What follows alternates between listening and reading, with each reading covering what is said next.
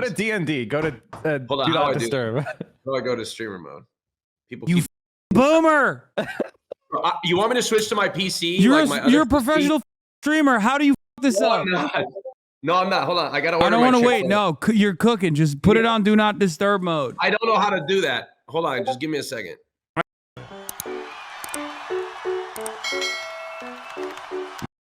Hello. Welcome to the show. How are you doing? I have my camera on if you want.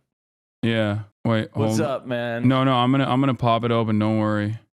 Beautiful. I'm just trying to Everyone make can it. See my beautiful face. Okay. All right. What's happening? Well, you know, I think I'm in the dissenting seat for this community, and for the people who've been on here before. Not really. I think there's a lot of people in my community that think Trump is definitely a lock. I would say more people probably in this community think Trump is a lock than even myself. I have brought forward people to make a convincing case as to why Kamala Harris still has a shot. I still think there is a likelihood that Kamala Harris will win, but that likelihood is so fucking small now that it's a massive toss up. I'm not talking about the way that the media has covered this issue. I just wanted to hear the most doomer analysis from you as someone who is in Pennsylvania, who has worked in Pennsylvania local politics. I think I value your analysis, especially on that front. And, I have brought forward a broad variety of different opinions on the matter, but I want to hear what your argument is as to why Kamala Harris is going to get fucking absolutely cooked. Well, the first thing that I would say is it's a combination of a lot of factors. Is one of the theories that I've been pushing for most of my political career is that all politics is national now. Our local politics is becoming less and less and less relevant, and states are starting to look more like each other, especially those that are close to them. And the thing about Pennsylvania is, and this is also similar in Nevada, where basically what we're seeing so far, and I think early voting is the realm of charlatans, the people that talk about early voting and oh, we know this is going to happen because of this. You don't really know what the contents of the vote are. At the most, you have registration and whatnot. But one thing we can look at is people of a certain registration and what their propensity to vote is, and which group of people have been showing up at higher rates than others. And the reason why I'm very doomer on Harris is we've seen a lot of evidence is that the turnout among low propensity Democrats is way down, and the turnout among low propensity Republicans is up in a similar to 2020. Except we don't have the COVID mail-in ballot a turnout boost. So that we're seeing a differential turnout for the Republican leaners are higher than the Democratic leaners. This is very true in Nevada. I think Republicans have an outright turnout advantage, which they did not have in 2020. Yeah. They're up by a lot. In Pennsylvania, have the Democrats up by around 300,000 net, and they need to be at least 500,000 to win statewide.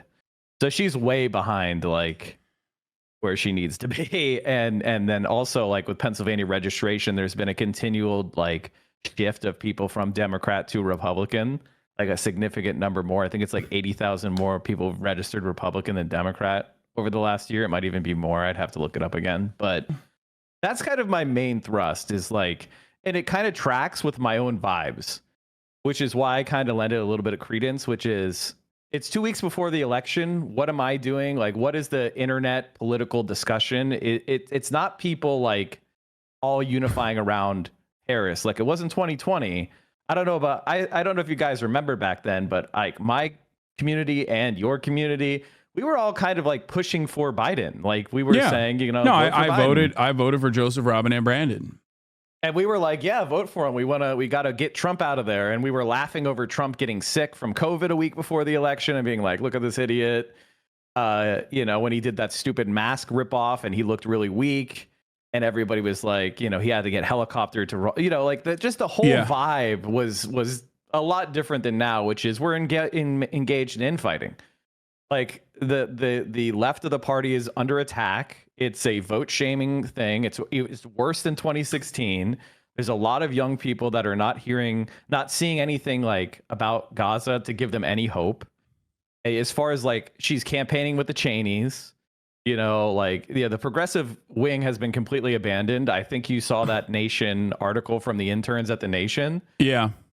I don't think that is just a bubble. I think that is a sense that's like out there that, so vote for her because here's of what the I genocide. Think. Are you ready for this? Like, I think that, not to get all Nate Cohn over here, but I think that like what I'm looking at right now is what the Democratic Party has very openly communicated. They're saying they have a pathway to victory that does not revolve around people who care about American foreign policy, people who care about Israel and Gaza, and young voters that they are relying on. They believe that those are firmly planted, that like there is going to be enough turnout from the youth vote that makes up for, the Philadelphia, like there's going to be enough black and brown and young Philadelphians that are voting in urban areas. And then that the real problem here is to just like decouple former Republicans or never Trump Republicans away from Donald Trump and just get them to go out and vote. It's very clear that we both agree that that's their strategy, right? Like that's precisely what they're doing. They are gambling with their regular constituencies and their propensity to turn out because they are taking it for granted and they are hyper focusing on a couple key targeted swing districts, a couple key suburbs, basically, where there are college-educated white voters who have either, logged themselves as independents and have voted for Donald Trump twice or at least once, and they are trying to get those guys to come out and vote for the Democratic Party. Now, I just think that has absolutely no chance of working because, like, I think a lot of people take large swaths of the electorate for granted, and that's not how people operate.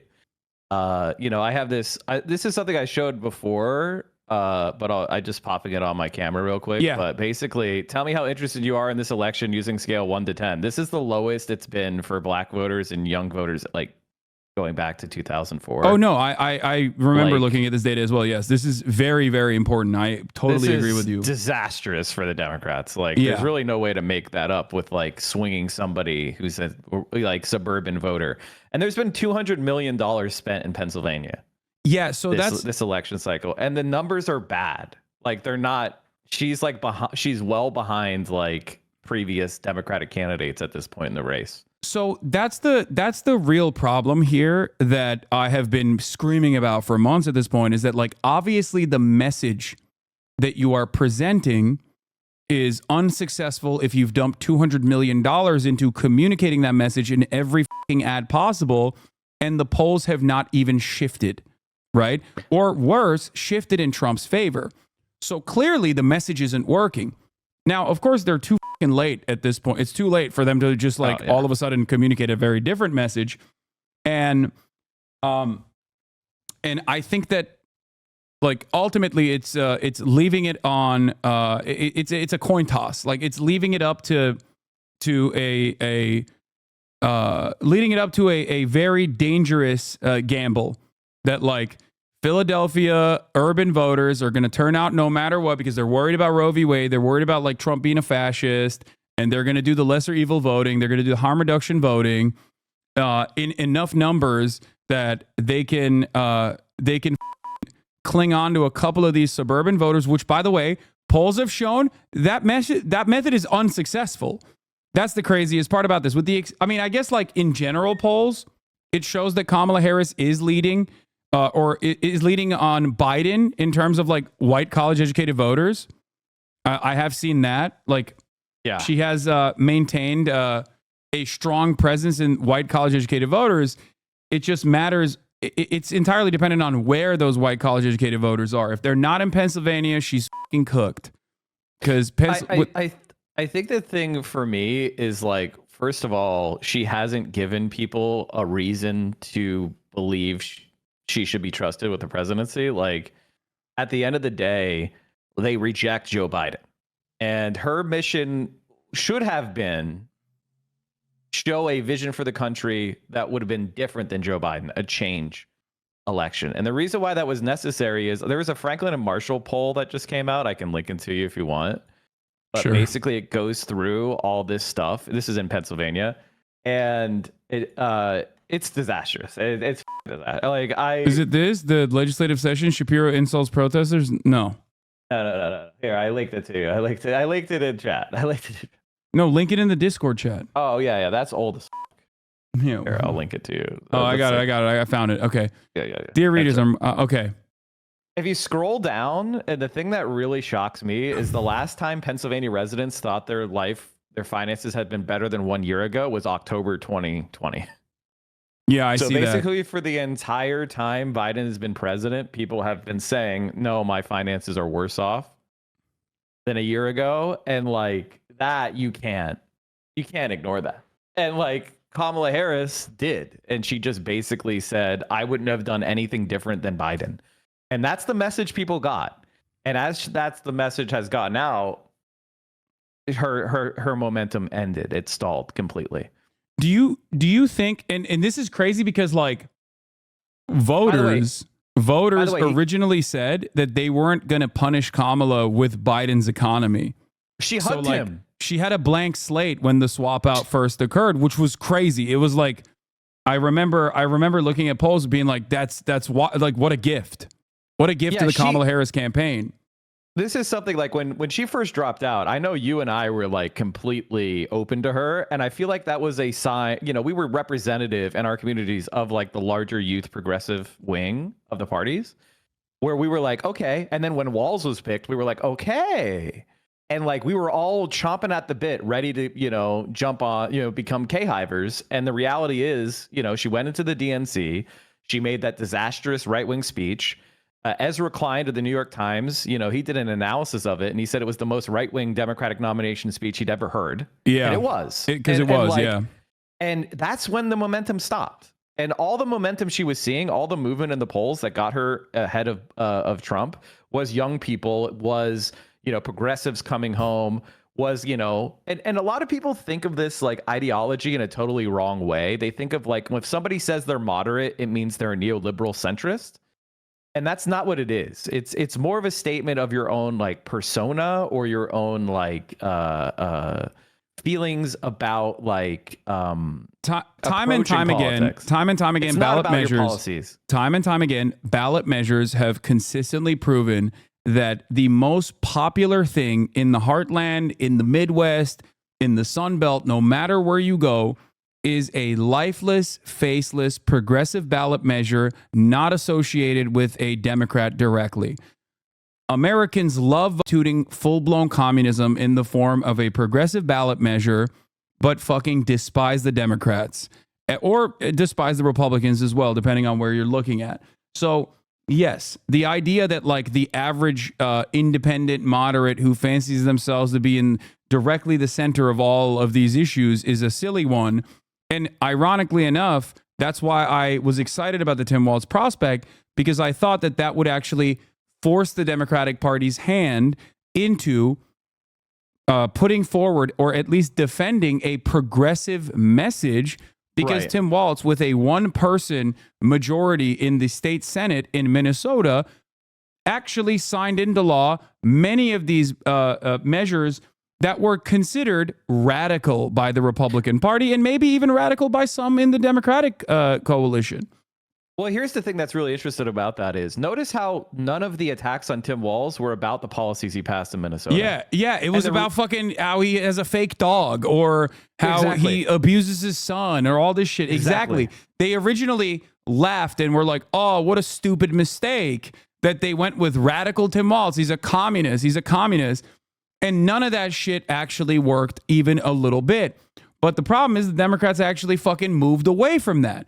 And it's very frustrating, especially when you have one of your most popular policies in a sea of boring neoliberal bullshit be that you are going to tackle price gougers at the federal level with pre-existing law that already is out there. Is the most popular thing. Yes, and it's very frustrating that they are not It's very frustrating that they're not they didn't push that hard enough.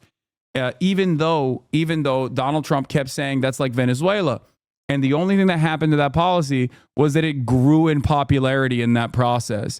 It literally became more popular despite the New York Times op-eds about fucking how, this is impossible to implement and Kamala is just doing this or Republicans consistently attacking it. Yeah, the moderate voters are all over the ideological map. You want to explain this to people? So basically, I popped up from my camera. Basically, go this ahead. is a I'm going to go pee while from- you explain this. Yeah, I know yeah, yeah. I've heard this a million times, but let's hear it. This is a study from a few years ago, but it still holds true. Overwhelmingly, so this is basically a political, compass with tilted on the edge. So like the top and the left squares are like the left wing economics positions, and then being more pro-immigration is the bottom and the left. Okay. So what you'll see, and these are people who call themselves moderates, and they were all given an ideological test. And one of the things you'll find really interesting about here is the overwhelming majority of people who consider themselves moderate are very left wing.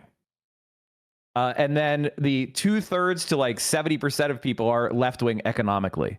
Almost no one is a libertarian who considers themselves. So like libertarian square is the bottom square. There's almost no one there.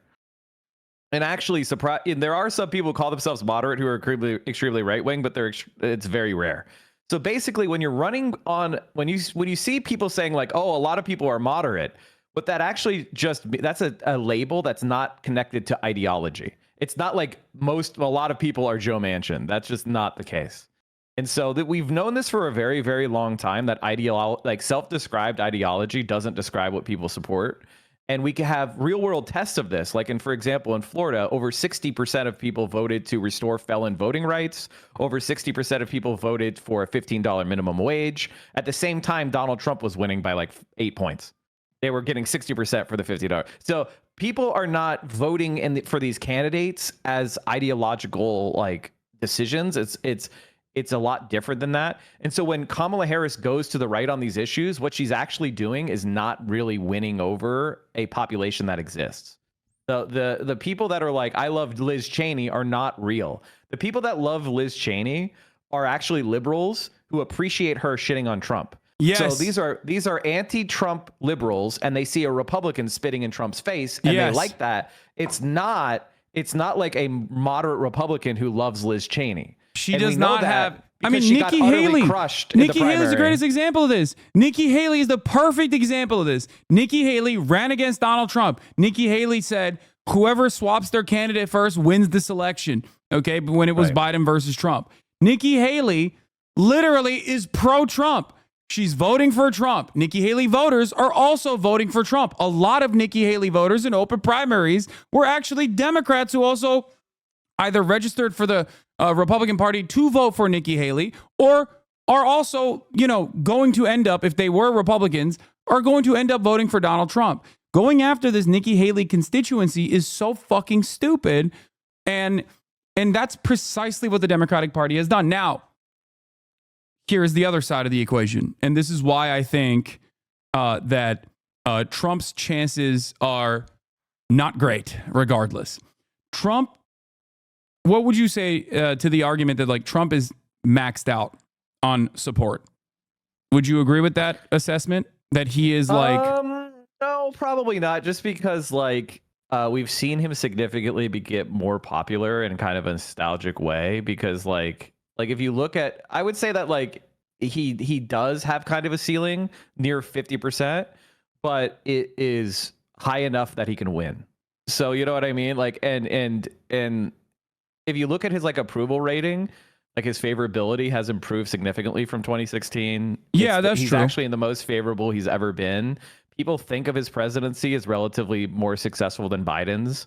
And, they don't really hold the COVID thing against him. Like, you know what I mean? And I don't think people really hold COVID against Biden either. They just hold the inflation against Biden. And whereas with Trump, they think of like the pre-inflation, low interest rate growth period, right? Mike is that's right. Just the way Trump, it is. Mike is right. That's the way it is. Trump has never been this popular in any of the elections that he has run. This is the most popular he has been at this stage in the election. That is objectively correct. Okay. Now he's not he's not popular. Like Yes. he's still net negative. Yes, but yes, he's more yes. popular That's than what I'm ever. saying. This is the most popular he has ever been while running in an election. Okay. Elections that he's won, election that he lost, doesn't matter. This is the most popular he has ever been. In terms of the electoral support, I believe this is the highest he has had as well in the polls. Yeah. Like, no, he's never been better in the polls. Yes. In the 3 elections, like the polls right now, Trump has never been better. Never. yes. So like for me, that's the kind of thing that I look at where I do like a sanity check. Like, okay, is it possible that the polls are wrong and that Harris is like could win? The answer is yes. I think whenever you're looking at polls from a scientific perspective, you should look at that and recognize they have a margin of error and it's possible. And then when we start to think about like, okay, historically, why did the polls get it wrong? Why were they underestimating Trump in both 2016 and 2020? And the answer is a certain type of low propensity Republican voter turning out and being hard to poll. And the question I keep asking myself is, does it seem like with the evidence available that those people are showing up again? And does Kamala Harris have a commensurate like rise in low propensity Democrat Or wait, voters? hold on. Or where they're showing up. That's important too. I think that like my argument or my vibe overall on this is that there is a very high likelihood that Trump can win. I still think Kamala Harris is like I put think her she's an underdog at this point. I put Kamala Harris like marginally in a better shot than Donald Trump, because I do think that the polls, at least pollsters from what I have seen, have slammed at least 2 points in Trump's favor in an effort not to repeat the mistakes of 2016. And even Trump overperformed the polls in 2020 as well, not to the same degree, but like he obviously overperformed polls in 2016. And he also overperformed the polls in 2020 as well. He actually so this time I think pollsters are like wait. literally fucking slamming 2 points no matter what. It's interesting. It's interesting you say that. It's interesting you say that because like he did overperform the polls more in 2020 than he did in 2016. He was just further behind Biden in the polls. So like the polls had Biden up like 8. He ends up winning by 3. Well, that's a 5-point error, but he was so far ahead in the polls that he still won, right? Whereas in 2016, Hillary was up, 3 or 4 in the polls, and then she ends up losing the close states. So she loses, and the polls were wrong like by 2 points, right? So the 2 points were more relevant because of where they were, like how the numbers were looking first. So the question we have to ask ourselves is, have the pollsters figured out how to poll the electorate that supports Donald Trump in general elections correctly?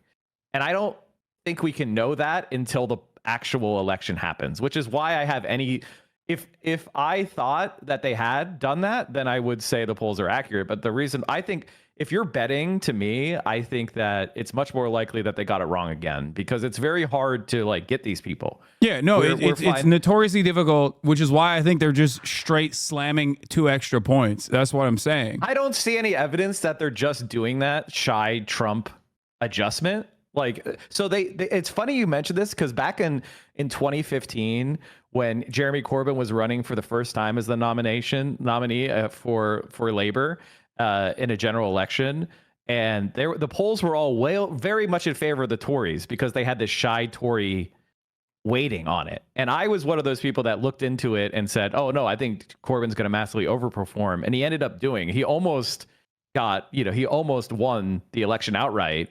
But there was a massive polling error against the Tories in 2015 because of that shy Tory weighting that was being applied. I don't think I see any shy Republican weighting being applied. No, I don't think I don't think it's shy Republicans. I don't think it's a matter of shy Republicans. I think it's a matter of like it not being able to predict low and mid propensity voters accurately. So they're just like throwing that on the board. Like they're just weighing it in that direction so that they don't come short again.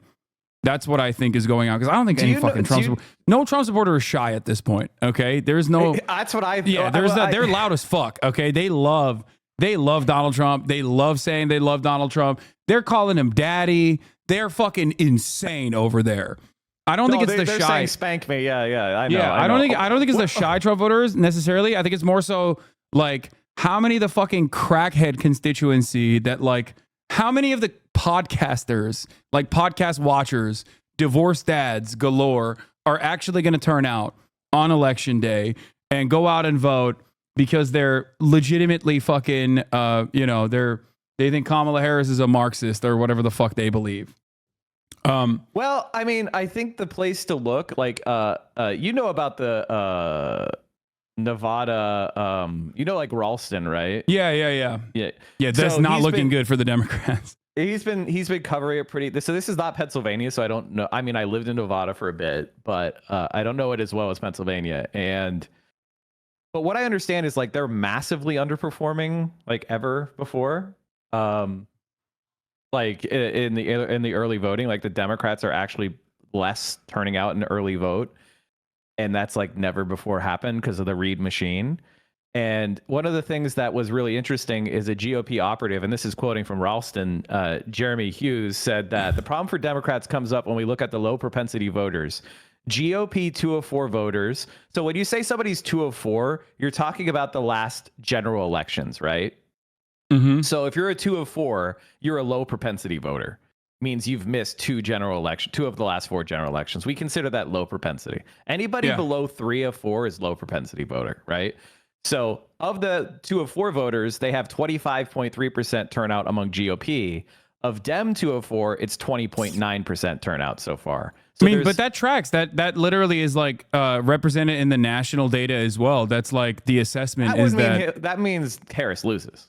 Yeah, that would be terrible. So that is precisely the reason why I've been like that is what I foresee as like possibly being Kamala Harris's demise is that low and mid propensity voters do turn out specifically in the states that Kamala Harris needs to win. And Kamala Harris actually hemorrhages enough of her base, like the reliable votes that she normally gets from urban areas, younger voters, black and brown voters, and hyper focuses far too much on the Republicans in the suburbs, which have proven to be ineffective with all of the communications she's put out so far.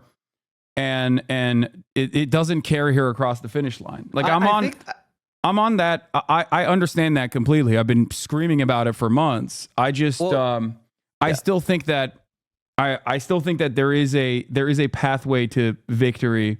I mean, she could win, but like, as I said, because polls can always be wrong. They could you could have a polling error against her. I have a theory of the case for her if you want to hear it later, but I'm not very confident in it. And the reason why is because like one of the things that was really interesting in this data that I saw is that the GOP is winning among new voters and voters who have never voted before.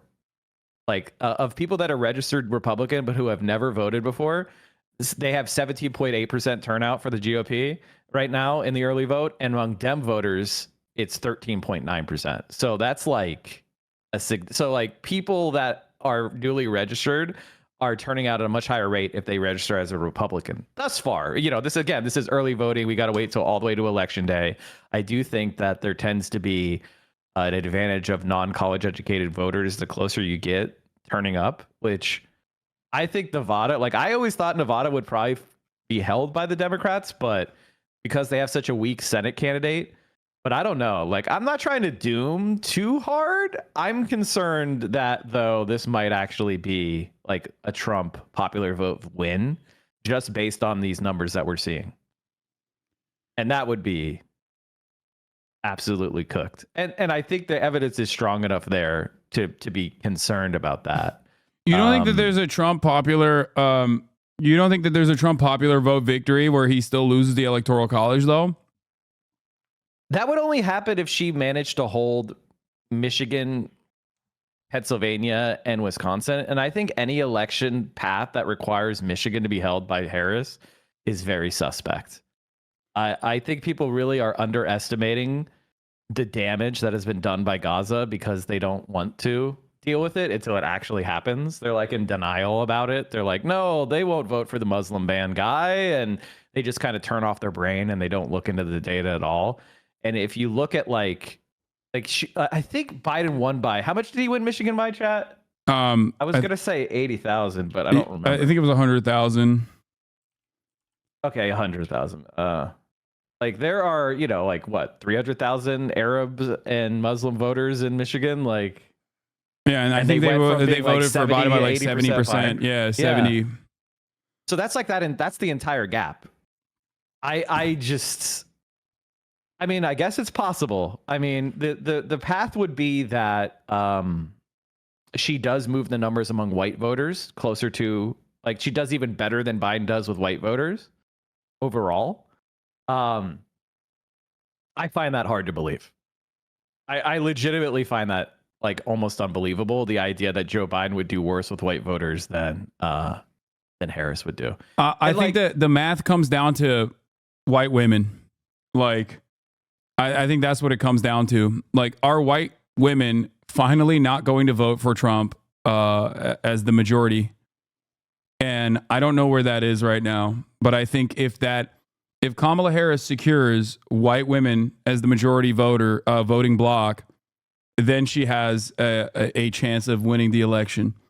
The problem, however, is that when you look at Arizona polling, where abortion is on the ballot, when you look at Florida polling, where abortion is also on the ballot, well, I guess Florida is a unique case in and of itself. Florida is like, I think the Republicans are up 10 in the early vote right now. Yeah, Florida doesn't make any sense. It doesn't matter, but that's crazy. In midterms, and in other special elections, like obviously abortion being on the ballot has greatly favored the Democratic Party in terms of turnout. In the general election, it's a little bit different than midterms. It's a little bit different than it's obviously very different than like special elections. I think that like not Florida, but Arizona as an example is more important to see if like this kind of additional turnout specifically on abortion, does that allow Kamala Harris a benefit, an electoral boost? And I think that for a lot of white women in red states, I do not know if they will be able to shake off white supremacy as being their primary motivator here, where they can very selfishly go, yeah, I want to protect abortion, and also I'm not going to punish the guy who took it away from me and my daughters, and then turn around and still vote for Donald Trump gladly. I feel like one of the problems that we have is that the Democratic Party hasn't like drawn those lines, like, because they want to do this thing where they like kiss Republican ass, but they don't want to, like 95% of Republicans are going to vote for Trump. And Democrats don't deal with that, that problem. Like they don't go to the voters and say the Republicans are Trump supporters, and Trump supporters are wrong. They're scared to say that. Yeah. Whereas on the other side, the Republicans are like, these are criminals over there. All Democrats should go to hell, and that creates a certain like distance from the consequences of the Republican Party's policies. She doesn't want to attack the Supreme Court. Like, remember, she was on that town hall and she was asked about the Supreme Court getting expanded, and she said we should study it. Well, oh my God. Oh, that was so bad. They already studied it. Biden did an executive order in 2001. They published a report, like, I think it was even early this year, about studying the Supreme Court reform. And they came up with the idea of like term limits or something. And so she's basically just running on studying it again. Yeah, no, she has concepts of a plan. That's her concepts of a plan shit. Like Kamala Harris is like she always does this. She used to do this in 2019. We used to make fun of it, where she would be like, we're going to begin to start thinking about the steps that we must take in the future as a prospect arises. It's like, what the fuck are you saying? Like, that's not an answer.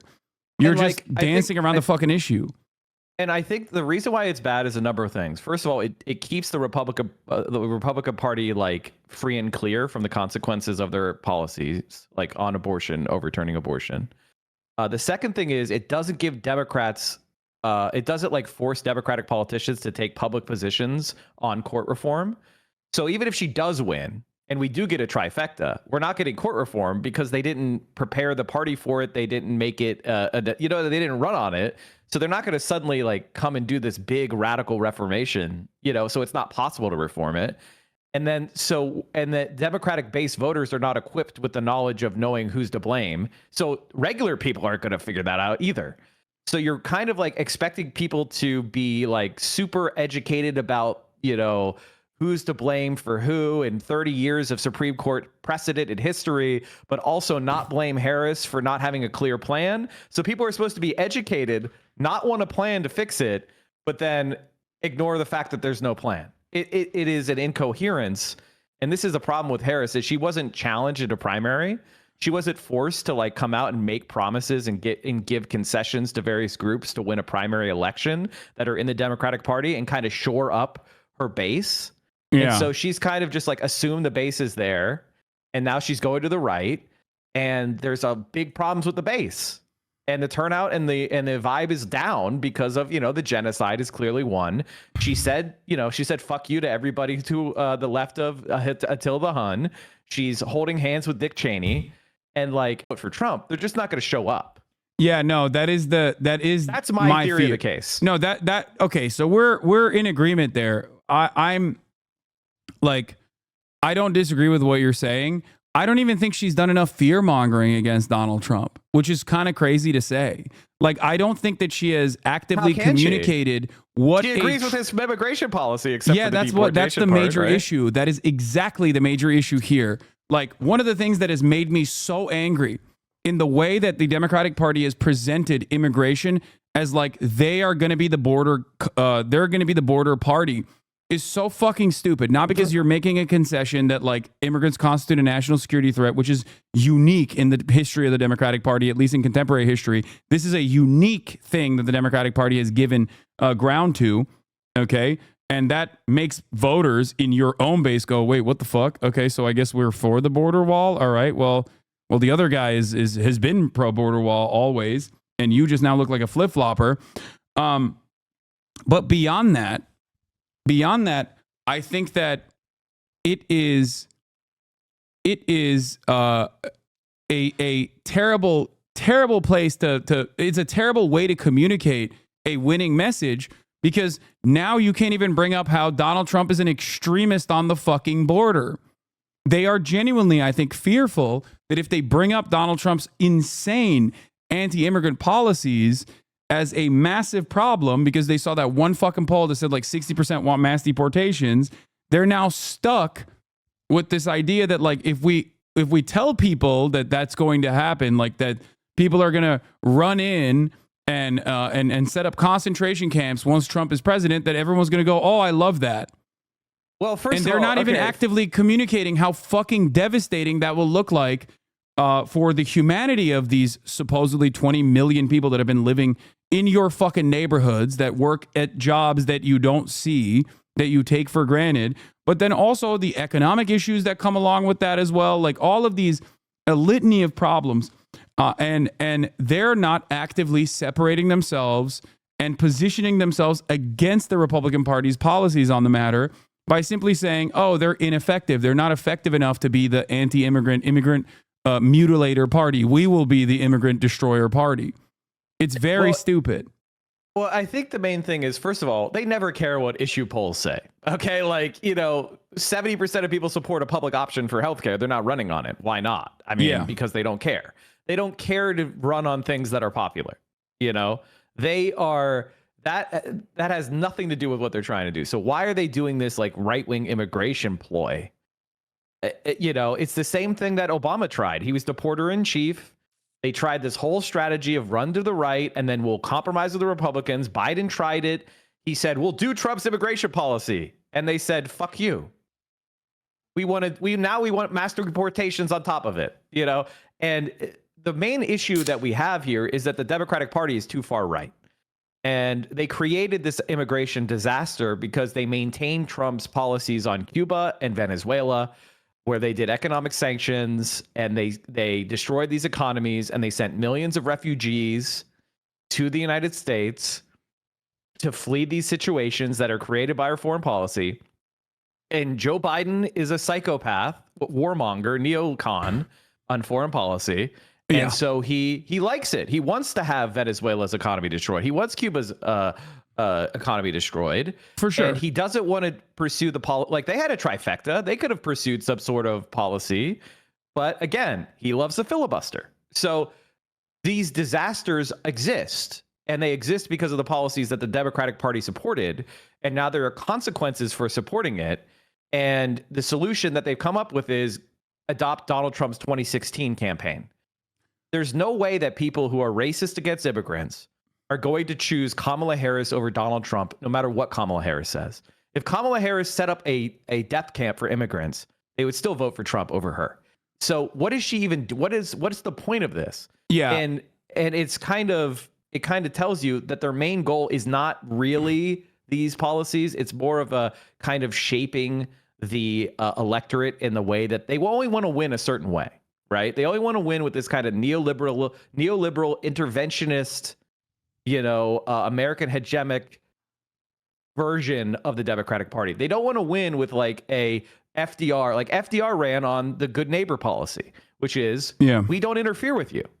Yeah. That was that was the wall. That was the Waltz message as well. It's like, you don't, we're not going to. That was such a banger message on both abortion, trans issues, everything. You could just like slap that on and be like, why the fuck is the government interfering with a medical professional and the decisions that a healthcare professional is making with a fucking patient? Like, it's not up to us. It's up to the professionals. Like, you don't know what the fuck you're talking about. And the same thing with the trans issue. Like, they've been running scared from it. And it turns out it's a fucking dud. And when Kamala Harris is given the right to go up there and you could easily spin the trans message into an abortion message as well. Yeah, because it's bodily autonomy. Yeah, and no, like, it's the same principle. Like, but that's the other thing. They don't even try. But that's the other thing. So, Mike, that is part of the reason why I think that there is still a slight marginal victory for Kamala Harris here. Is that the Republicans have very stupidly hyper focused on like duds. They are doing the reverse of what the Democrats are doing, ironically enough, by hyper focusing on idiotic shit like the trans issue. Donald Trump's response to how he's going to solve the economy, while he still polls better because Americans remember a time when Trump was president and think fondly of that time and think that they were doing better. That's the only thing carrying him on the issue of the economy. Donald Trump has demonstrably not presented anything that is even remotely resembling like a path forward on how to fix the economy.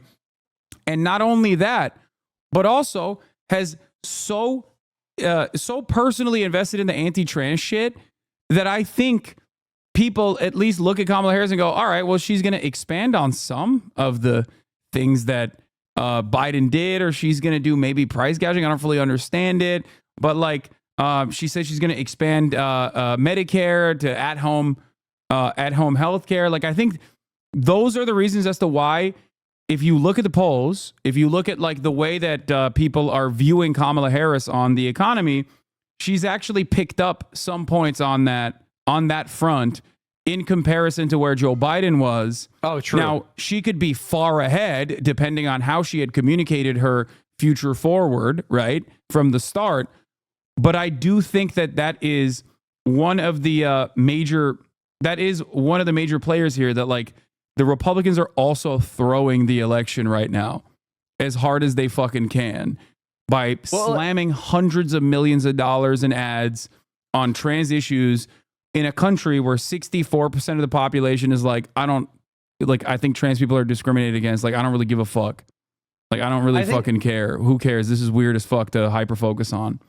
I do think the Republicans are very weak on their campaign as well, but because it's a very odd campaign, because Trump has already been president, and we've never had in our lifetime a situation where you have an incumbent president running for election where it's not immediately adjacent to his current term. You know what I mean? Like, the gapper situation causes this thing where people have enough. It's been, long enough that nostalgia could kind of kick in, and the problems of then are not exigent anymore, and now it's the problems of today. I think that's also a communication flaw for him.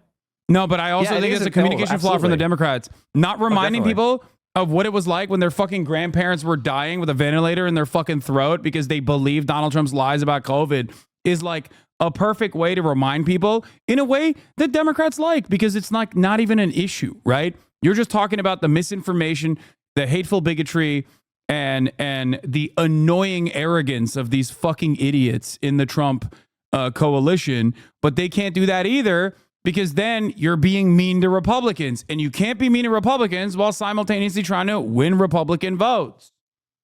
Well, that's the thing. It's important to remind people of like what they hated about Trump, but also to offer them something different. You know, like you don't want to just remind people that they can avoid the ads by subscribing at the top of the hour. You want to give them the opportunity to also use their primes. You know, they don't just have. Son of a bitch, dude. God damn. I bring you on and you betray me like this. You steal my fucking. It is the top of the hour, and the best way to avoid the ads is to subscribe. That's bullshit. I mean, I don't know if you guys know this, but tier 3s are actually the single best way to support a streamer because they count for more. Like if you spend the same amount of money on a tier 3, it counts for 6 sub points, as opposed to 5 if you were to gift 5 subs. So the best thing to do, tier 3. I mean, obviously. Then you get the extra emotes. It's great. Yeah. Anyway, what was I saying? Oh, reminding people of how bad it was with Trump. Yeah. I think that the main reason they failed to do that is because they don't really have a vision of their own. You know, when Walz came in and he had that list of policies that we talked about that he had passed, if they had just kind of adopted that as a quick, like, you know, progressive campaign, that's some moderate left policies. Nothing on there was like crazy left wing. Yeah, you know, no. It wasn't Medicare for all or anything. It was like paid family leave and, you know, we'll protect trans people and, you know, people will be able to, you know, take time off to have a kid. Like a family oriented, very very popular policies that have 65+% support. And compare that to Donald Trump and the fear that people felt about losing a job or whatever. And they just don't want to do that because they don't want to make promises. It's just that simple. They don't want to make any promises. Yeah, but I don't even fully understand why they don't. Just don't want to win. Like everybody lies. Trump lies all the time. Just fucking lie. That's actually something that I've been saying for a long time. Give me some lies I can sell. Yeah, like, I don't want to be anti-Kamala. I don't know about you, but I don't want to be anti-Kamala. I don't want to, you know, say I can't support genocide, Holocaust terrorists. That's not what I want to be doing.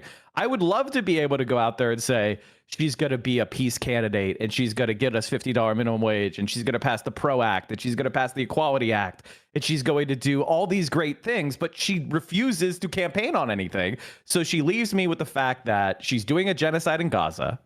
And she's going to implement Donald Trump's fucking immigration bill. And if she gets into power, she's going to spend 4 years doing what? Primarying Greg Cesar. She's going to spend 4 years with AIPAC trying to pick off every member of the squad. She's going to be doing what? Working with Oklahoma senators to set up death camps for immigrants. Like, what is her plan? And like, she's given me nothing but to say to abstain. And that's where I'm at mentally and with my vote right now is I can't endorse a candidate who is saying thousands of children dying in Gaza is immaterial to your life. It seems like you were not captivated by $50,000 in tax cuts for startups in an opportunity I'm starting a new economy. business every year, baby. Oh my God. In an opportunity economy, it's quite frustrating. I will be taking advantage of that. I'll have a merch business 1 year. I'll be spinning off, I'll start a gaming stream. Mike from PA Gaming will start. I will have, there will be an IRL Mike channel. I'll have like 8 fucking Twitch channels. So I'll have 8 $50,000 tax breaks. It'll be fucking I'll have great. you know, Kamala Harris is prosecuted transnational gangs. That's the only time she's ever going to say trans. Like if you're ever expecting her to say anything positive about trans. I'll have you know, Kamala Harris has prosecuted transnational gangs and also prosecuted transnational small businesses. Okay? She is a small business. She loves small businesses. Yeah, I mean, there's a lot that's bad here. I don't think it's there is no like very clear pathway to victory here. I simply look at polls which are even more, I feel like even more unreliable than they ever have been. There's obviously junk polls that like greatly favor Donald Trump that almost feel like messaging polls in general, where they're just like, yeah, no, Trump is up fucking +4 or whatever. And beyond that, I think that like it's still it basically comes down to like the most reputable polls. They're very close, and they still have like a marginal victory for Kamala Harris over Donald Trump in the states that she needs to win. I wanted to hear before I let you go, like why you are saying that it's definitely locked. Pennsylvania is definitely gone. I don't think that is. I actually think that Pennsylvania will probably be one of the closest states. The reason, like my main thought comes to two things. A, the way like the momentum of the polls have all been narrowing. Like all the last like Pennsylvania polls have pretty much been tied or Trump advantaged, and there's maybe like one or two that have Kamala like with a very narrow lead. And when we look at the early vote, let me see if I have this. I have this somewhere. Give me 1 second. If you look at the early vote in Pennsylvania right now, I think Kamala Harris, like the Democrats are up 300,000 ballots in their ballot return, and they need to have about a 500,000 vote firewall because the electoral day turnout is always pro-Trump. Austin is in the chat correcting you. He said 377,000, not 300. Thank you, Austin. Where did you get that? He's saying, how the hell did you get that? He is. I'm gonna be really honest with you. He is so locked in on poll watch, like it's That's crazy. Amazing, Austin. Thank you. No, he hasn't. I was just looking at it. He is just looking at it right now. He's losing sleep every day. He's like losing his mind with fears that Donald Trump is going to win. And I mean, like Philadelphia turnout was below Pittsburgh turnout for a while there, which is crazy because Philadelphia is like significantly bigger than Pittsburgh. So like that, ladies and gentlemen, is bad. It shows that the polling, okay, so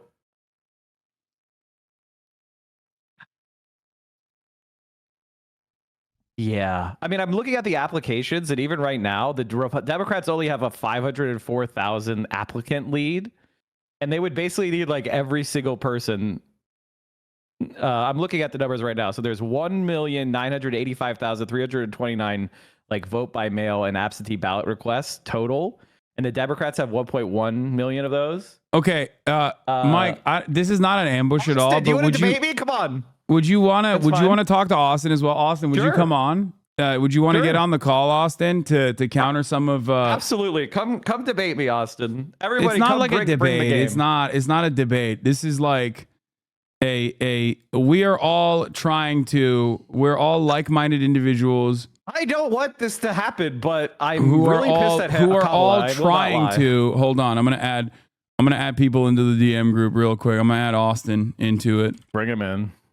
We're all trying to make sense of what the fuck's going on, and no one here wants Donald Trump to win, for the record. I know, contrary to popular opinion, contrary to what like naysayers might say, Austin, turn your camera on. Turn your camera on. Hold on, I don't know what's behind me. Hold on. You don't know where your camera is? No, okay. I'm on my laptop. Hold on. Listen, I'm not trying to. Listen, I know that my position is not going to be popular among a left-leaning community just because it is what it is. But I think it's. Look, I'm kind of here on the like. I'm in the. I'm of the mindset, Mike, that like I'm not gonna ambush you and be like, you're wrong, she's gonna win. Like that's insane. Like I'm not one of these insane liberals. It's like Kamala is gonna like clean house, all the polls are wrong. Like it's a toss-up. At the end of the day, it's a toss-up. I don't think we should feel good. Now, where I do disagree with you is the presentation that the data that you're pulling from the early vote is indicative of her like for sure losing. No. That's not what I'm saying. That's not what I said. That's the way to me it's presented is that what I said was I think Pennsylvania will be the closest election, and they need about a 500,000 vote firewall. Right. And they have it. They're in the mid 300s right now. And I was looking at the Pennsylvania Secretary of State website, and I was looking at that, and I was like, even from the requests alone, they're not going to get that. So it's going to be like less than 10,000 votes is what I'm saying. Where's this? So one thing I wanted to know or ask you is, why people keep tagging me in Hoscord and I can't fucking turn off my fucking notifications? Go to D&D. Go to Do Not Disturb. How do I go to streamer mode? People You keep fucking boomer! You want me to switch to my PC? You're a professional fucking streamer. How do you fuck this up? I'm not. No, I'm not. Hold on. I gotta order. I don't want to wait. No, you're cooking. Just put it on Do Not Disturb mode. I don't know how to do that. Hold on. Just give me a second. I think it's literally in your bottom left corner on your fucking thing next to your profile picture. Click on that. Settings. Okay. Do not disturb. Invisible. Do not disturb. Okay. Cool. Do not disturb. Yeah. All right. My question to you, Mike, is number one, where's this magical 500,000 number? Because I've heard it too. So I'm not saying you're wrong. I'm just saying basically it's a ratio. It's a ratio thing. We're kind of making some assumptions, like because we expect the day of vote to be heavily Trump. So yes. Yeah. Okay. Go ahead. And the reason why that is because that's just been the pattern that we've seen. Now, yeah, like 2020 and 2022 a little bit, not as much. So what's weird about Pennsylvania is we really didn't vote by mail much before 2020. So like there's the before 2020 Pennsylvania electoral period and there's the post 2020.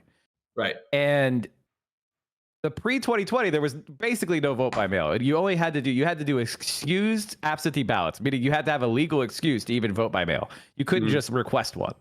Right. You had to like swear you weren't going to be at your, voting precinct on the election day. Sure. And so we don't have very many cases to rely on. We're really going by some very wide assumptions. Yeah, okay. And go ahead. So what I'm saying is the uncertainty is high. Yes, of course. I think we both agree on that. I think we both agree that the uncertainty is high. So to say things these are very good questions, Austin, by the way. Yeah, no one else would even ask these. I mean, that's a man who interviewed Bernard Sanders recently. The other thing that I think is important to say, because I do think you do a disservice by not sharing this information, and it only goes to your point. There's a lot of unknowns, right? But there is data to support that the GOP has made a significant investment in the last 4 years to bolster their early vote, right? So what you're seeing a lot of right now across a lot of the swing states for the GOP is the Republicans are performing better in the early vote, as you would expect with that type of investment. So you're saying cannibalization. You're saying that they're cannibalizing what would have been day of votes. And I'm not saying this is all that's going to happen, but and look, you can say it's copium, but it's reality. They are cannibalizing day of votes. I don't think it's cope. I think it's a reasonable argument. Yeah. No, I'm not saying that it's again. But we're all in the same camp here. We don't know what's going to happen, but I think this is information that people should have because it is true, and it's something important to look at. So the main piece of data that I have to like counter that point is just like when we look at the polls, they start to have like, now that we're really close to the election, they ask you, have you voted yet? Right. Mm-hmm. And so you have like the early vote section of the poll, and then you have the people that are going to vote. And we see in the like are planning on voting in the future a big Trump advantage still. Now I'd have to like really drill down and look at that to see if we could definitively say. But what I would say overall is just like looking at what we have available to us today, a combination of like our vibes, the data, the total data, like what Kamala Harris needs to be at to be assured of win. She's not in that zone. She's in the Donald Trump can win zone. I mean, like, for sure. That's where we're at. Yeah. And I'm more doomer than other people because I just personally think that her mistakes are so big. Yeah, well, and I agree with you. By the way, for the record, I'm sitting here nodding my head. I think all of like the campaign has been an absolute disaster. So it started out strong. It started out really strong, and it's really gotten bad. And I really am disappointed by that. It's frustrating, but we all agree that like the campaign has been a fucking disaster. I'm just saying that I'm not as doomer as you are. And the other thing is, that like somebody, I don't know where I found this stat, but in 2020, I think what we're all making this assumption because we all paid very close attention to the 2020 race, right? And Republican day of voting, where Republicans like show up and vote on the same day, was like R plus 30, right? In 2022, that fell from like R plus 30 to like an R plus 10. Because in 2022, obviously, it's but Trump, is a midterm, and Trump wasn't in there. And also, I know, we I know. Oh my God. It's an important data set to look at because it does mean something. It may not like be something that you can extrapolate into the main election. You can extrapolate it. It is already extrapolated. It's that Kamala's leading on high propensity voters. I could talk about this if you want. So like just very quickly, we have a high propensity versus low propensity. What we've seen is a shift that's been very unusual. Like for almost the entire political history, the Republicans were the party of higher propensity voters, meaning lower turnout election equals higher likelihood of Republican winning. Rich voters, wealthier voters. Yeah, because like the more educated you are, the more money you make, which are not always linked, but in general they are. They're not totally though. The more likely you are to vote. So like people who make $1 million a year, they have a 99.9% turnout rate. So so the richer you are, the more you vote. And so historically that was always advantageous for Republicans, lower turnout, special elections, midterms, Republican advantage. But with Trump, there's been kind of like a declassification of the parties, like where we're no longer, we don't, how much money you make doesn't tell what party you are anymore. Whereas before it used to be wealthier equals Republican. Now it's not the case. And so what we're seeing is like, and I describe it as like upscale voters, like or class conscious voters or status conscious voters are more Democrat. And then you have like, I don't know, white trashy or trashy people that would think, who own a F-350, they're not poor, right? But they have a certain, like, they have a trashy aesthetic. They have truck nuts. That's not a poor person thing. That's just like an aesthetic thing, right? And so we're seeing that. And with Trump, he does really well with these low propensity voters that are conservative. Yes. And so in the midterms, now that we have those high propensity voters, those teachers' pets voters are going Democrat because they don't like the way that Trump makes them look. They don't like the way that he makes the country look, and they're voting as like a status thing against Trump. That means Democrats are going to do way better in midterms and way better in specials than they did before. Now we have the general election for the president. This is the highest turnout election. So the question of who's performing better with the low propensity voters of their side. And I think that it's in my opinion, very clear that Donald Trump is doing much better with the low propensity Republican conservative type than Kamala Harris is with like the young college student. And the data you have is from, and I think you use this, you draw this conclusion from the data that you have in Nevada. And I saw that exact same data point. I think, no, the other one was, it's another thing I posted from a couple of days ago. I mean, all of this data requires you to kind of have like a mental model, right? And then, we all try to make our best case for it. Yeah, I have a question because genuinely, because I think like all of us, you guys are experienced professional political commentators. I'm a guy that tunes in every 4 years to look at Twitter. Oh, you tune in all the time. Don't start. But my point is, I've got a question. I've looked at this. To what degree is this target early, target smart website? To what degree is this like providing accurate data? Well, first of all, Target Smart is great. They're a great company. I've used them myself. In fact, and basically what they do is they try to link stuff with voter files. And they try to do like I bought them for digital advertising and campaigns before, but basically what they do is they try to line up like you buy ads for people that are like in your district and like you could like target them and you could they're micro targeting shit. I like Target Smart. They're great. Why? Okay. What data are you looking at? Well, I've been looking at data specifically. Look, Pennsylvania, admittedly, of all the blue wall states, the Republicans are performing the best in the early vote, right? According to Target Smart. Wisconsin's not looking too good either. Or Nevada. Wait. Why is Wisconsin not looking too good? Where are you seeing this? This is interesting. I never saw this before. According to Modeled Party, and I don't know that's why I asked how accurate it was.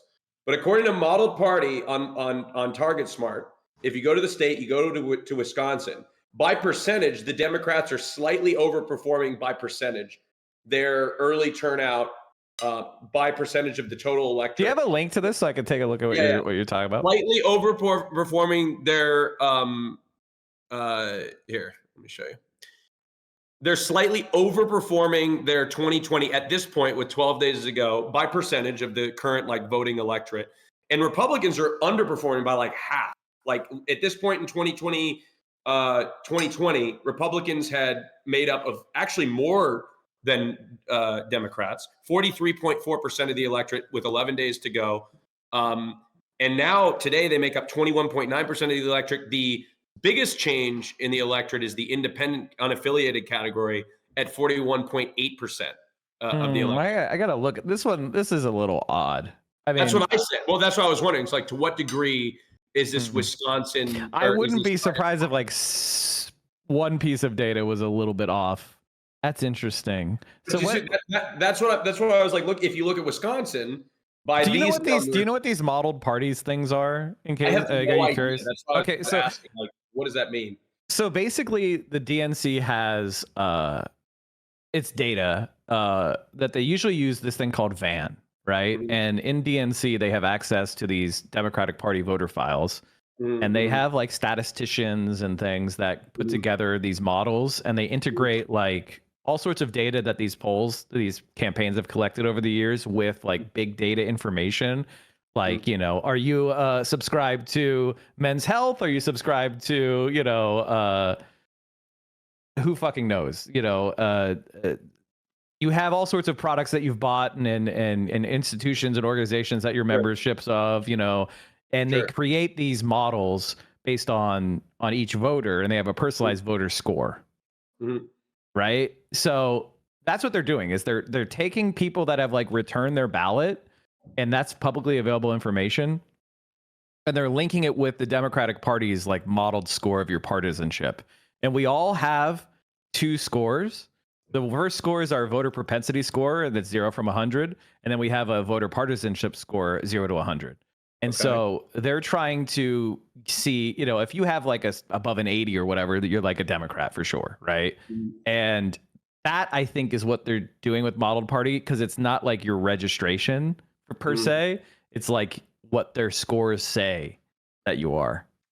So, okay. So what's happening here is like... They don't report by registration, and model is doing it. Is that true? Is that true? I don't know enough about those things. No, Wisconsin, they don't report by registered party. So we don't know exactly. So I'm just looking off. That makes sense with the unaffiliated number then. That means there's some sort of issue with the model where it's like it's not able scoring to people as Republican. You know what I mean? They're scoring a lot more people as is this an assumption that we make, or that, you know, that's what I'm saying. You know, like, are we making this assumption? Because if you look at the state of Wisconsin based on, I'm not trying to debate you here, but just based on Target Smart, something that you said to be very, I think they're good. I mean, I don't know. Right? It is showing in Michigan, or also if you go tab over to Michigan. At this point in 2022 or 2020, with 11 days to go in the election, the Democrats are outperforming themselves. Like, from at this point in 2020, they were 41% of the electorate. In 2024, this model says they're 52.2%. The Republicans are underperforming at this point with 11 days to go at 37.7%. Of the electorate. So I mean, by this model, now I don't know how reliable this particular model is, but that's just what it says. And I'm not. This is just where I'm going to find my information. So yeah, to your point, I agree with you and how the Harris administration is handled from a policy standpoint. I'm not disagreeing with any of what you guys say with how the administration has handled themselves, or the campaign has handled themselves. Like, I think they've done a terrible job. I'm just looking at the raw data, and I'm asking for what you make of this. So what I would say is, like, I would say that any state that doesn't report by registration and is doing a modeled party thing, and they have like big changes and like 10% plus, that doesn't track. So like, there is something going on with the model where you can't like use it It doesn't make sense that like the unaffiliated would jump by 10% like that, and the Republican would drop by 10%. You know what I mean? That's Well, not like not possible. Like if you you're go to seeing, like yeah, but you're seeing, hold on, but in Pennsylvania with registered party, you are seeing a 10% jump by Republicans in early voting. yeah, that would be bad, right? Like that Not makes more necessarily, because we talked about the GOP's investment, and it makes sense why Republicans are performing better in the early vote. That's what I'm trying to say. right, It makes sense. It right. tracks. I'm not saying this is a good thing. I'm not saying that she's going to win. I'm just saying, based on what we know, I think a lot of us remember 2020. 2020, we were in a global pandemic. The voting patterns are going to be completely different in this election. And I know 2022 Not is high completely. propensity. No, I mean Yeah, not it's completely. universal mail and universal registration is a pretty significant driver of turnout. Definitely. Like it was much easier to turn people out in 2020 than it is now, right? Like especially in Pennsylvania. So like here's the thing about these models. This reminds me of 2016 very much, because when in 2016 I was working in Northampton County, which is like the swing county. It's one of these what we call pivot counties. They voted for Obama twice and then they voted for Trump in 2016. And I was there in 2016. And we were doing some GOTV work with Hillary Clinton's models. And we were going and knocking at people's doors and expecting them to be strong Hillary supporters, you know. Sure. So they were like Democrat partisan, but their propensity was lower. So we were trying to make sure that this Democrat actually went out and voted this time, right? Which is a key turnout goal. Is get if people like could agree with you but not show up, or they could like definitely show up but not agree with you. So you want to change, you want to persuade those people, and you want to make the people that agree with you show up. That's the goal of a campaign, right? In a nutshell. And we were finding way too many Trump supporters. We were finding like, oh, this data is totally off. Why are we running into so many people that we think are Democrats that are Republican? And the answer was they didn't do normal campaign field work, where you try to contact people ahead of time, and then like they say, I pledge to vote for Hillary, and then you mark them down as a Hillary supporter, and then later when the election is happening, you come and turn them out in GOTV that would get out the vote, right? And so because they skipped and they just used models, they were mistargeting a ton. So whenever I see a modeled score and it's like a very important part of anybody's like mental strategy of like what's going to happen, I'm very skeptical of it. It's not that it's wrong. It's just I don't find it plausible that there would be such a huge shift. And when I look at like the PA on Target Smart, when they have those like registrations, I'm seeing like 65% of 2020 model party Democrat, 1 million, right? And then 64% model party Democrat, 727,000. That tracks to me. What I mean by that is like, we're not seeing a 2020 turnout. We're seeing a significant drop of 30% of the number of people that are voting by mail, because everybody was voting by mail in the pandemic. And a slight drop off in enthusiasm, right? So instead of 65%, we're seeing 64. And, you know, it also makes sense with the story you were telling me about how much money was invested with Republicans. A lot more Republicans are turning out. So that tracks, right? So you have 376,000 of Republicans voting early. And in 2020, it was 429,000, which is shocking because like a lot more people are voting by mail in 2020. The fact that the Republicans are nearly at 2020 levels in the vote by mail, that means they're ahead of the curve of what you would expect. The Democrats are down 30% in the count, and the Republicans are only down by like 5% in the count. That's a concerning fact. Now, the copium is they're cannibalizing. That's the hopium. That could be true. We will only know that on election night. Unfortunately, all we have to go by is the polling, which shows 48-48, right? Sure. I mean, yes. I mean, like I said, I know 2022 is a high propensity voter. Is it high propensity high turnout election 2020. 2022, I'm sorry, the midterms. Oh yeah, but the midterms. In the midterms, you saw a lot of these mail-in voters switch to election day, is what I'm saying.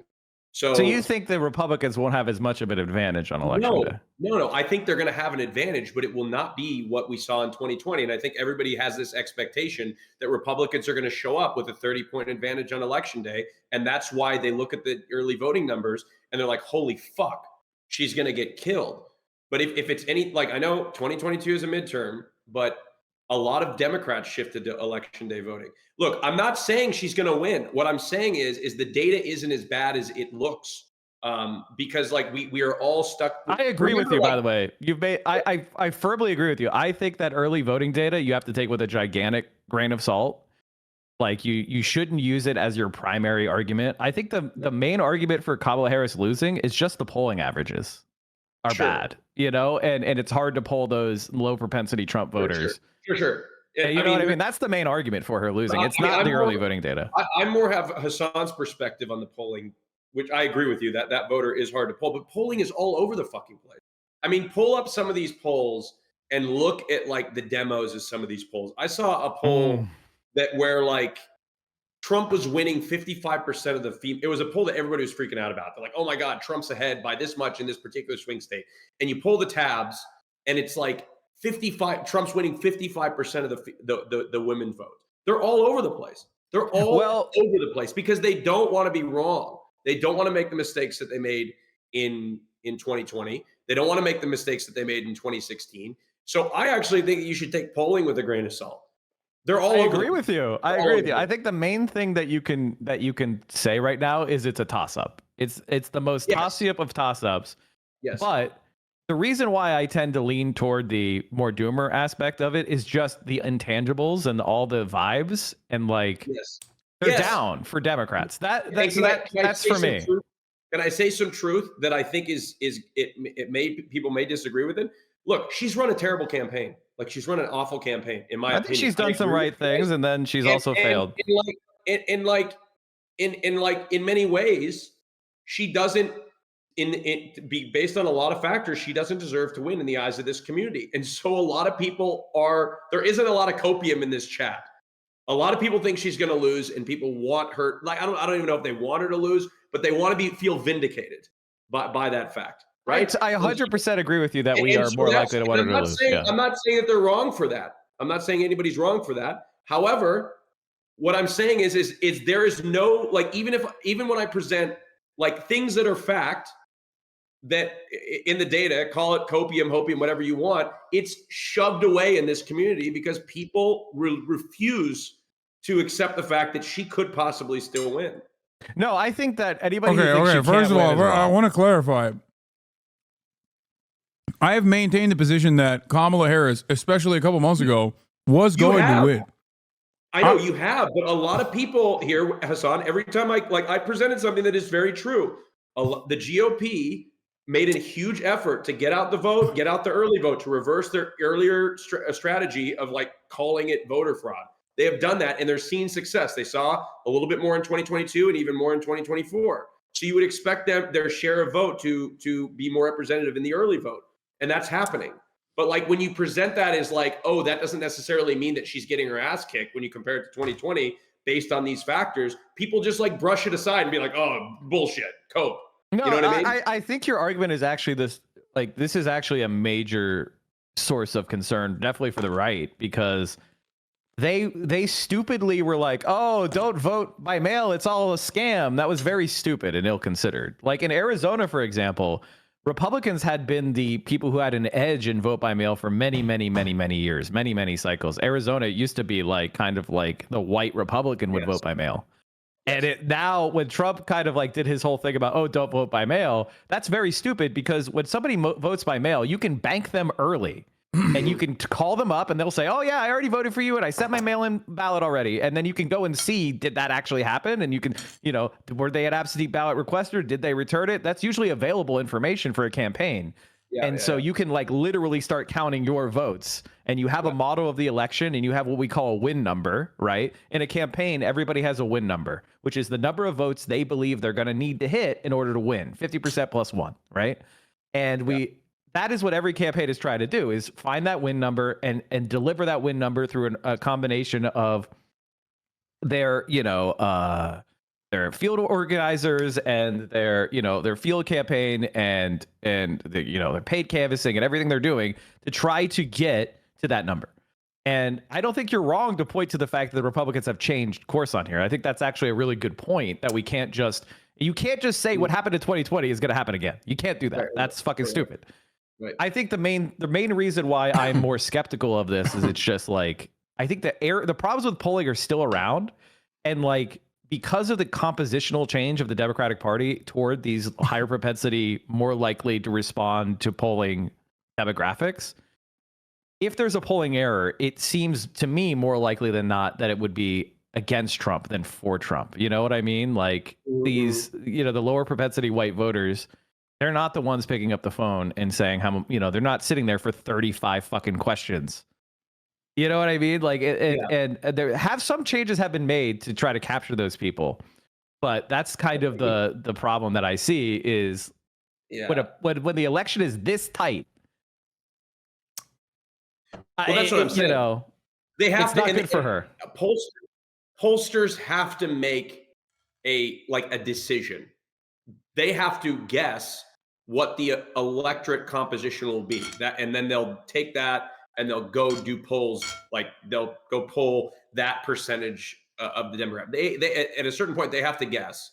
And historically, they've been wrong in 2020 and 2016 with the general election. So, I mean, there's reason to believe that they are overcorrecting here, but we'll see. Who knows? God knows. So your belief is that there's kind of a systemic bias against the Democrats in the pollsters, and that they are modeling they're like. So here's the thing. Can we talk about likely voters for a second? So like how that actually works. So there's like two different methods of doing it. You have like a hard likely voter screen and what we call a soft likely voter screen, right? And the hard is basically looking at, does this person vote? Do they have a track record of voting? And only talking to those people. And then the other side is a soft likely voter screen is this person registered to vote? Yes.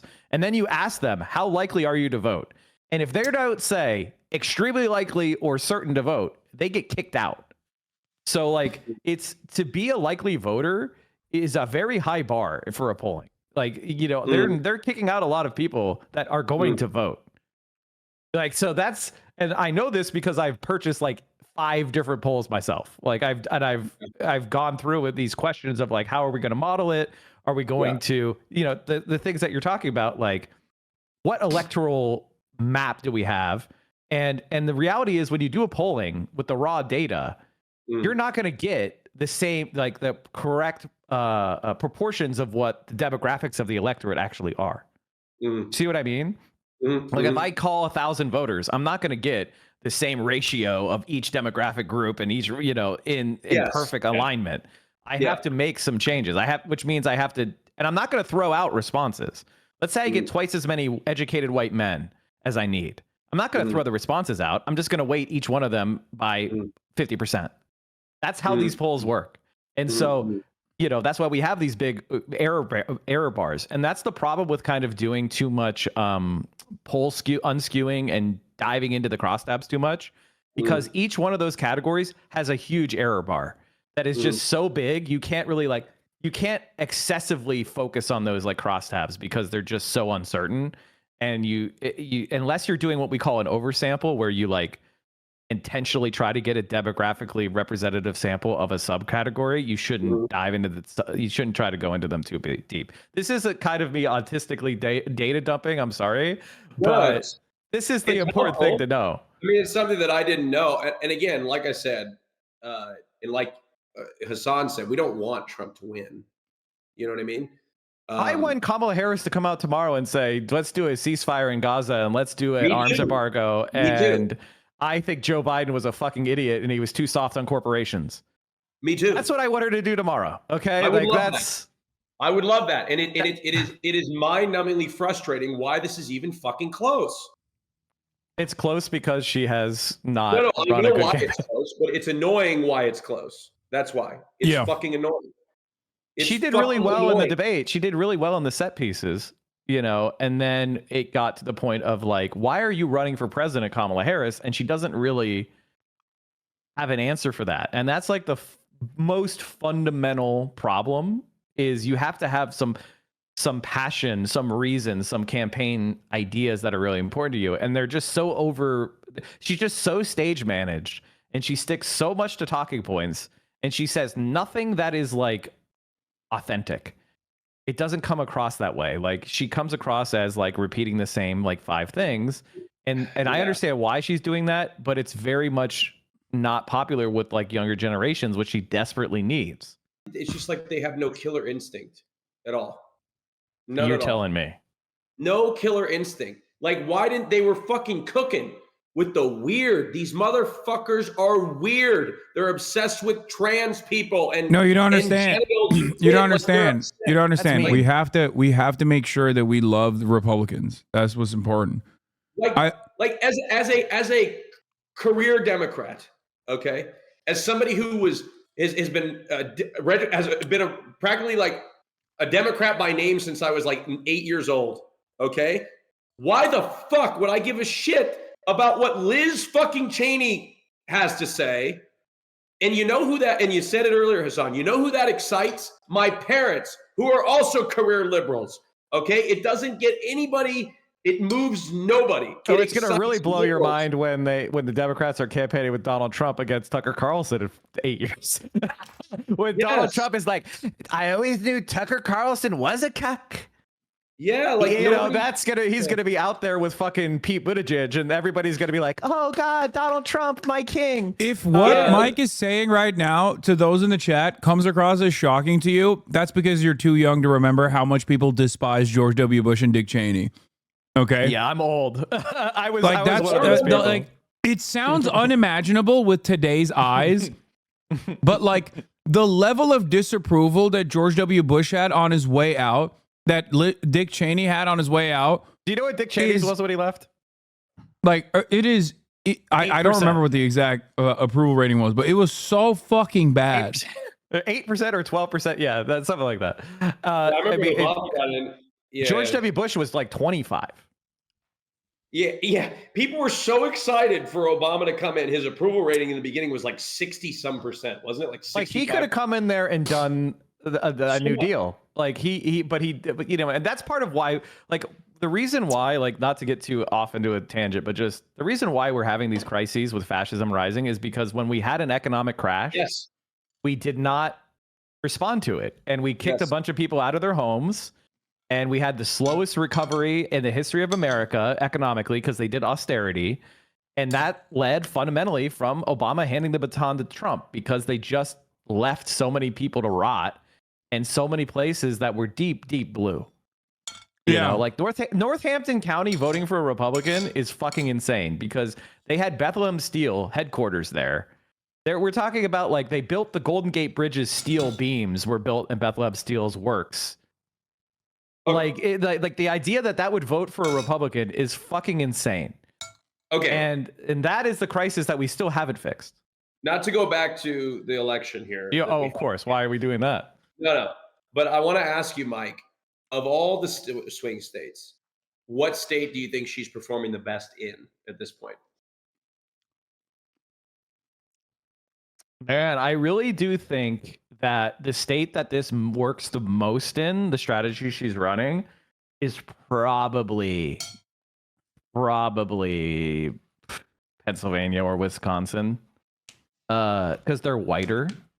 Mm-hmm. And so like, you know, like in Pennsylvania, like we're talking about the collar counties, so we're talking about like Bucks County, Delaware County, Montgomery County, Lehigh County, maybe Berks a little bit. You know, we're talking about Luzerne, we're talking about Erie, we're talking about, these are like all these counties, you know, the Scranton counties and the Erie County and you know, Allegheny, these are like much whiter than they're non-evangelical, college educated, upscale whites.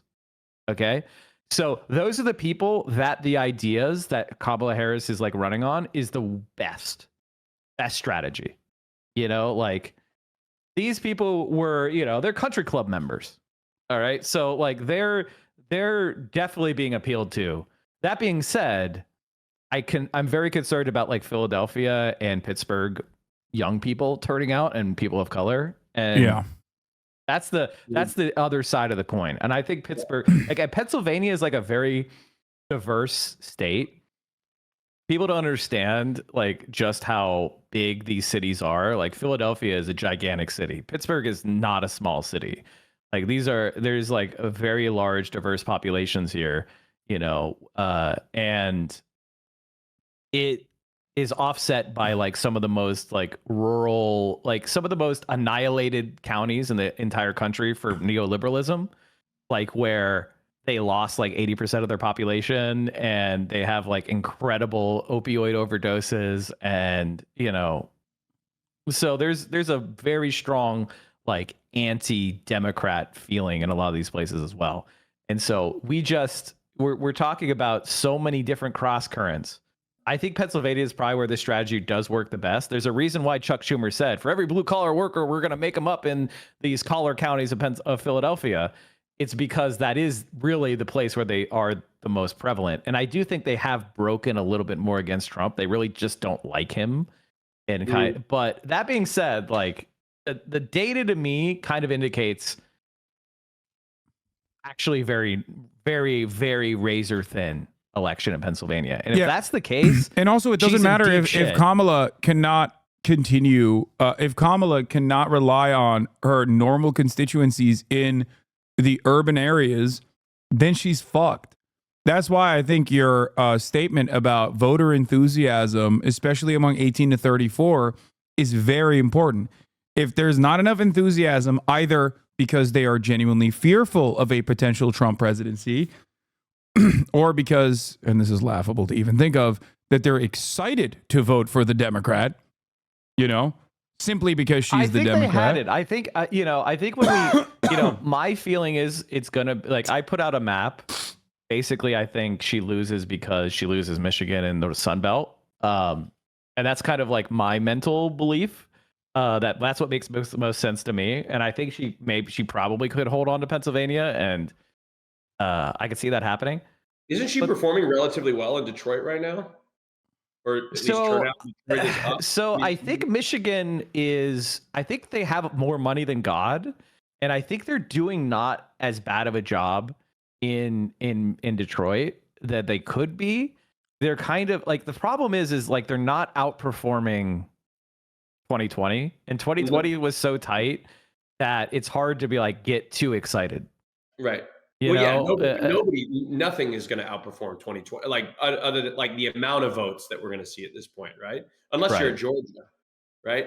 Unless it's Georgia, right? I think Georgia has like, I saw like in Georgia, the one thing that made me kind of like go, okay. I mean, mentally, I think Georgia is full of a lot of racist white people.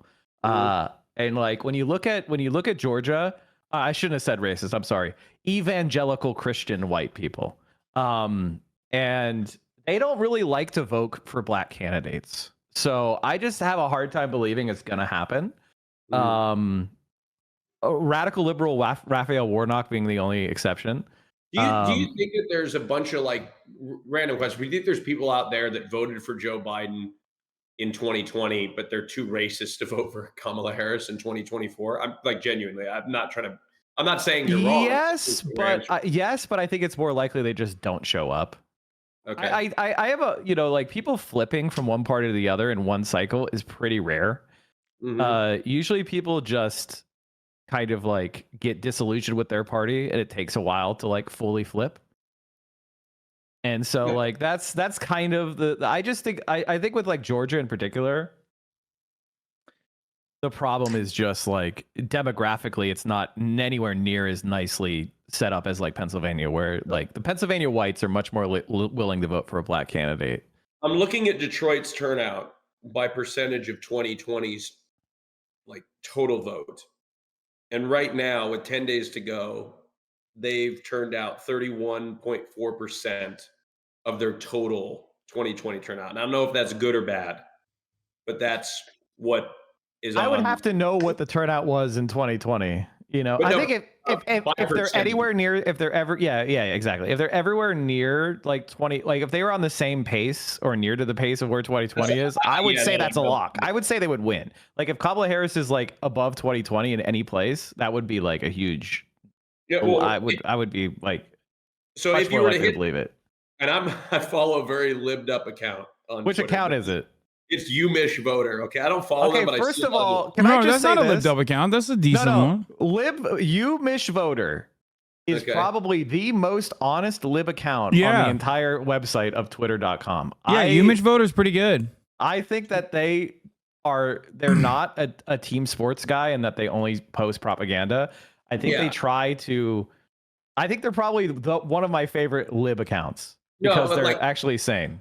Let me be clear, okay? A lot of people think that I'm out there like an MSNBC liberal, okay? I've come a long way.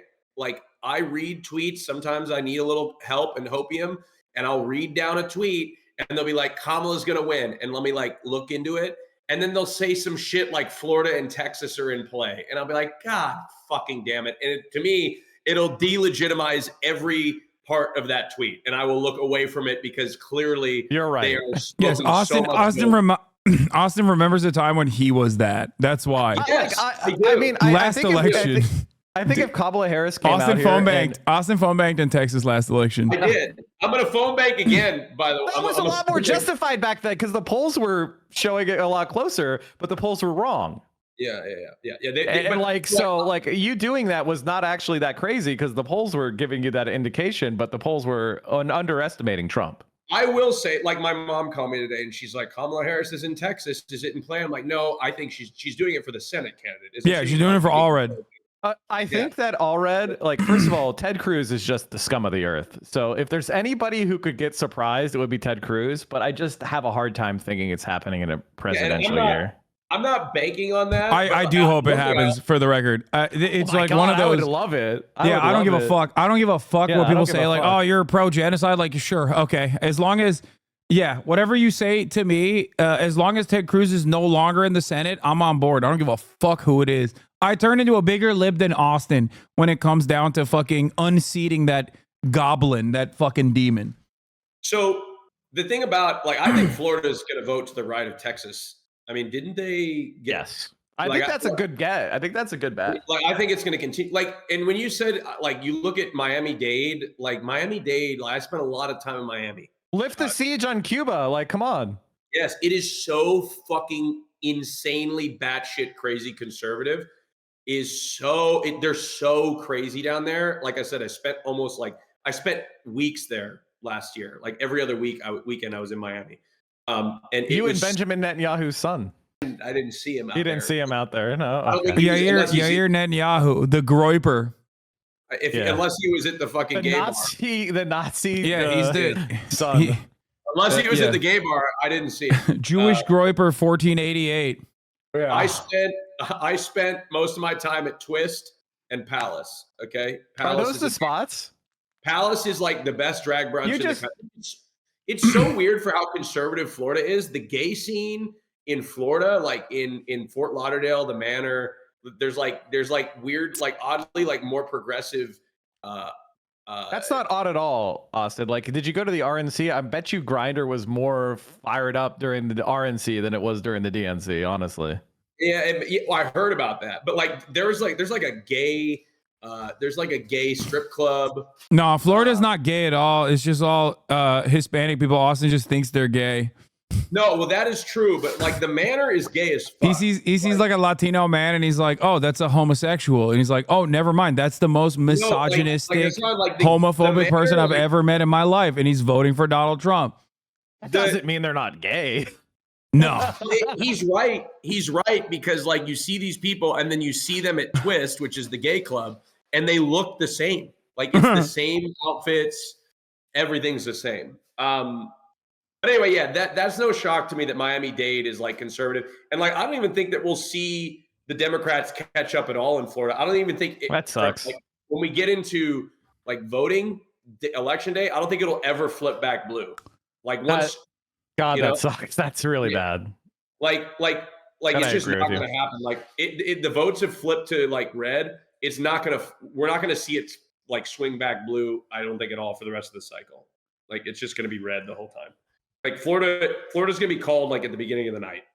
I'm so surprised because Florida ran a former Republican congressman as a Democratic nominee for governor last cycle. And I thought that was like the secret of getting Republicans to vote for you is to just like run really right wing.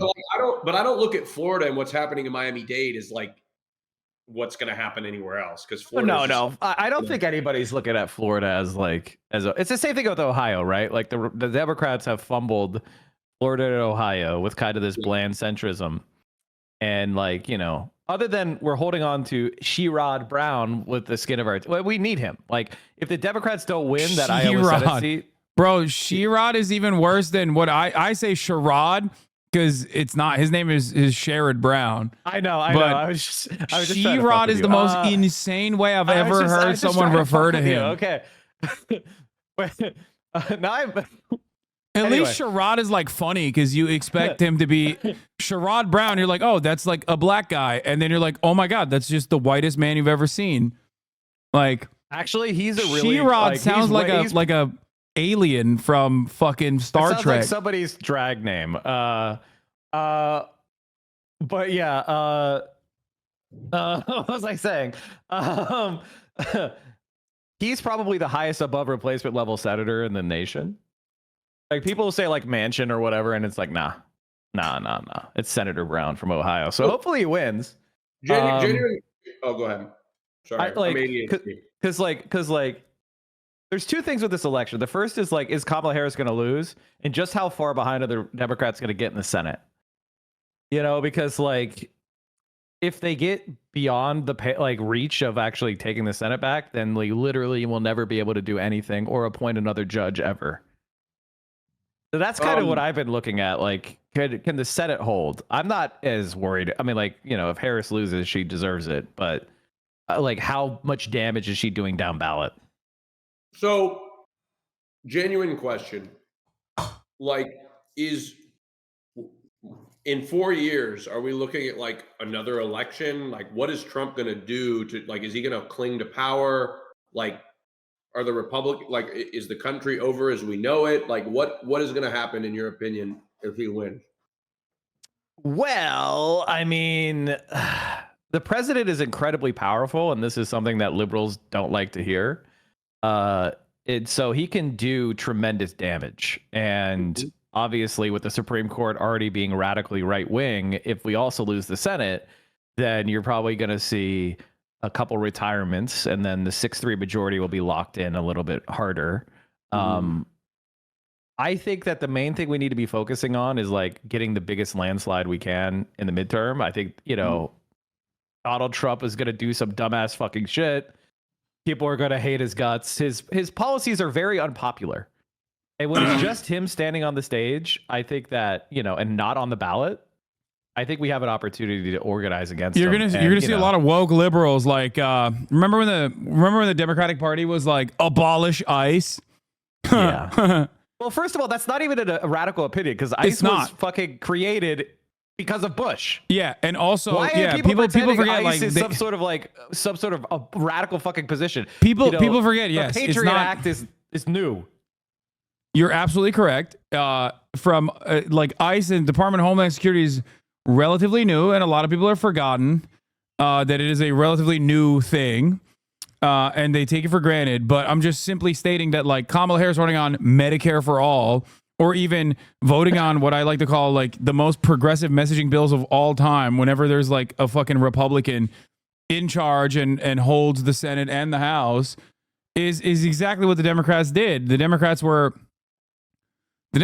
way more radical under the Trump administration than they actually ended up becoming when they were actually in power. The one thing I would say to people, like, if you're lived up and you're like, if Donald Trump wins, it's the end of the world. I wouldn't say that.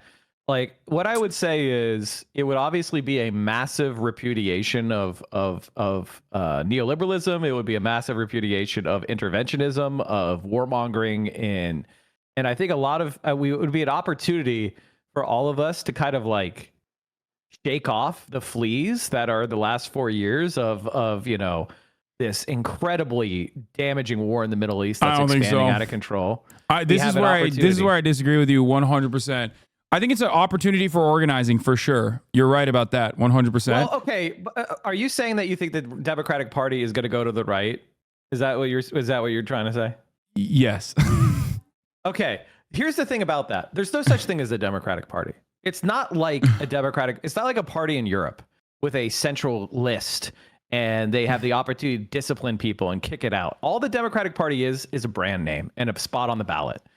Whatever people vote for is what the Democratic Party is. So we have the opportunity to elect more progressive candidates in an open field, in an open primary. I don't know what's going to happen. Could someone more conservative get elected? Yeah. Could someone more to the left get elected? Yeah. Bernie Sanders was nowhere, and he came out of nowhere in 2015. Nobody saw that coming. Yeah, but also Bernie Sanders. The idea that we should just say, oh, if Harris loses, it's going to also mean that we're going to turn even more right wing. No, the only thing I'm pointing to is post 2016. Look at post 2016. Look at 2020. Look at where we're at now. The Democratic Party only has one speed, and that's going right. Well, we lost. We lost the debate. We lost the vote. We were close, and we got a lot of progressive people in office, and some of those people have lost, and some new people have joined. And a lot of issues that would have never been considered, like Medicare for all or all these other things, even opposing Israel at all, would never have been considered. So, I don't think you're right about that. I just do not foresee a future where the Democratic Party goes, well, I learned my lessons from this last electoral defeat. They're going to do the exact same thing that they did in 2016. Not. Oh, no, the people in power now are ideological neoliberals freaks, and they're going to try to hold on to power. And it'll be our job to throw them out and have no sentiment and to go after all of them as viciously as we can and throw them the fuck out and try to get a actually decent social democratic platform put together where this generation takes the lead from the rapidly dying boomers. If we let Nancy Pelosi keep power, if we let all these fucking freaks that are supporting the genocide of Gaza keep power, that'll be on us. That's the reality. Is like this cycle, we never got a chance to speak. It was no one ran against Joe Biden, and then it was handed to Kamala, and none of us got the chance to speak. If Kamala loses, the one thing we will get is a chance to speak in the Democratic Party. Maybe we'll lose. I think you're hopeful. I don't think that's going to happen. You have to be a socialist. A socialist has to be irrationally optimistic, fundamentally in our core. If you don't believe that a better future is possible, then you're no longer a socialist. You are a liberal. Doomerism is the last stage of your liberalism. No, I think I'll keep advocating for the same things that I've been advocating for. I'll keep trying to organize. I'll keep trying to build some kind of counter momentum within the Democratic Party. But having said that, I have no confidence that the Democratic Party will go down.